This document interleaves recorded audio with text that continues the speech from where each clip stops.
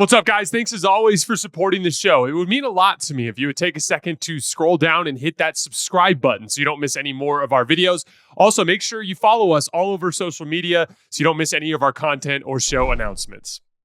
On to Dallas. I want to start by just giving you guys my personal impression from rooting for Anthony Davis over the last half decade. AD's ceiling is still every bit as high as the best players in the world. He is still, even though he's not as fast, a devastating defensive player. I think he's the best defender in the world when he wants to be. He's got excellent ability to switch, and he's got excellent ability to come up to the level of the screen. He can run a deep drop coverage. He can protect the rim. He's an awesome defensive rebounder. AD's just a monster. Don't let anybody tell you differently. He's the best defender in the world when he wants to be, in my opinion. And he's a very useful offensive player. There are certain types of guys that he can absolutely fry in one-on-one situations. Look at that 40-point game he had the other night.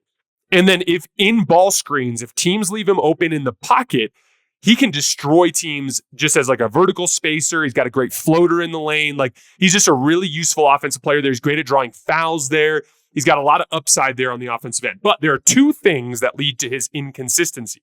The reputation Anthony Davis has of being inconsistent comes from these two things. On offense, he's a bit matchup dependent. There are certain types of front court players who are both big enough to not be overpowered by AD, but quick enough to prevent him from getting around him. In those situations, AD has to shoot shots over the top, like hooks, step back jump shots, things along those lines, and he's inconsistent as an over-the-top scorer. Some nights, you'll catch him and he looks like Kevin Durant. Other nights, he can't make anything. The other thing on offense is he does struggle to handle double teams in the post. That's something that just never really came together for him as an offensive player. And then on defense, he's always just been a very weird motor player.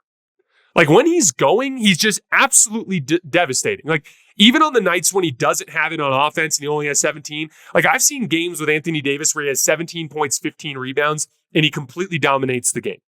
The offense is just like, when it's there, he looks like the best player in the world. When it's not, it's matchup dependent. It is what it is. But when he's going on defense, he's devastating. But he will have many nights where it just kind of looks like he's going through the motions. All Laker fans will tell you this, which is why it's hilarious. Of all the guys that Nico Harrison wanted to bail on Luka for, that this is the guy that they chose. But to be perfectly clear, I think Anthony Davis at his best is a clear top 10 guy in the league. And he makes for a very interesting Mavs roster. Even though I don't think they have the same, I don't think they have the same offensive ceiling they had with Luka, it's a very interesting team with a really interesting defensive set of personnel. They have the potential to be pretty frightening on defense. I've talked a lot about the two big dynamic with the Lakers. One of the things that's happened in recent NBA history is teams have gotten really good at bringing their ball screen defender up to the level of the screen to do a better job of containing ball handlers and putting the onus on the playmaker to be able to make that skip pass to the corner or to thread the needle to the roll man in the middle of the lane. But teams are bringing the low man over and they're tagging that guy. It's just a really difficult job to come over into the lane and tag a roller, but also have the athleticism and ground coverage to get back out to the corner. The two big look, what makes it appealing is you put Anthony Davis, instead of as the ball screen defender, you put him at the 4 on the back line. So now you can imagine a scenario with Derek Lively coming up to the level of the screen, but Anthony Davis is the guy that's running that bracket, splitting the difference between the roll man going downhill and that skip pass to the corner.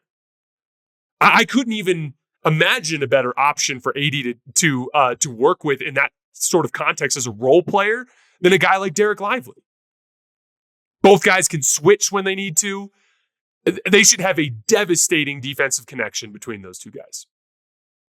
And they won't be a slouch offensively because of the work that Nico did this summer to bring in extra ball handling, something I've talked about a ton. Bringing in Spencer Dinwiddie, bringing in Najee Marshall. Even their off-ball guys like Quentin Grimes, guys like Klay Thompson that can run action coming off of screens, they are a lot deeper in their ball handling than they were in years past. And as we know, Kyrie Irving is a damn good basketball player who specifically thrives in tight spaces. That's the kind of upside that I see in terms of the AD Kyrie fit. In order to thrive in these tight space situations, you have to be an excellent pull-up jump shooter, and Kyrie is. The front court spacing won't be pretty. It will be hard to get to the rim with this group, which is why a guy like Kyrie becomes more valuable in his over-the-top shooting. And they will have a ton of stops with their defense that buys them margin for error on offense. I think they need to be hunting ball handling before this Thursday.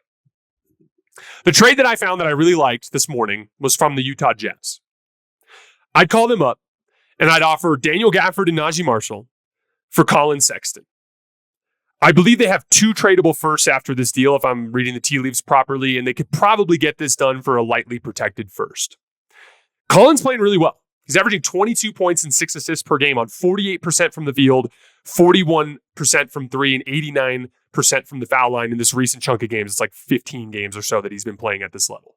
So I think he would be a little bit expensive, but I think he's gettable, and he addresses a very specific need in terms of shot creation on this team that can really guard. I think that type of team has real upset potential in the Western Conference. Their defense will overwhelm certain teams. They would give major problems to a team like Minnesota, for instance, when they can pack the paint. They'd be dangerous versus like an Oklahoma City, a team that has struggled against teams that have packed the paint before when their shooters go cold. But I don't think that Dallas offense is capable of reaching the level necessary to win 4 playoff rounds. And that ultimately is what makes this trade so absurd. It doesn't feel like there's a championship ceiling anymore with that team. I've talked a lot about this Mavs roster this year. I was really excited about what this team would look like post-deadline. Luka comes back, they make a run at it. Because they have so many useful, talented role players anchoring 2 of the best advantage creators in the league in Luka and Kyrie. I wanted to see it. And that's why, it's going to be fun. I'm excited to watch the new look Mavs. I would encourage you guys to give Anthony Davis a fair shake on the nights when he's got it. You will love that guy. But I just don't understand why they did it. I totally get why Mavs fans are super upset. I would be too. I feel bad for you guys. I'm genuinely sorry that this is happening. We're going to cover it every step of the way. I'm going to try to take a break now and decompress a little bit before I get back in town on Wednesday. If something else goes down, I got my stuff. I'll make sure that I'm here, and we will cover these things in detail on Wednesday and Thursday surrounding the trade deadline. Again, I sincerely appreciate you guys for rocking with me and supporting the show. If anything else happens, I'll let you guys know. Just keep an eye on my Twitter feed. And then if not, I will see you guys for an episode either on Wednesday or Thursday. I will see you guys then.